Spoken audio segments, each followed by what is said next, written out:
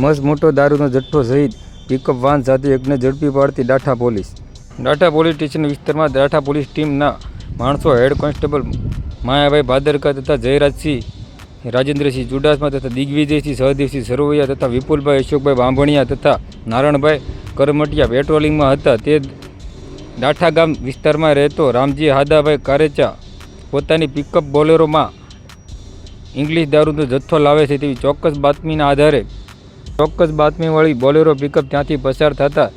તેને ઊભી રાખી અને ગાડીમાં તપાસ કરતાં ઇંગ્લિશ દારૂની નાની મોટી બોટલો નંગ 1234 મળી કુલ કિંમત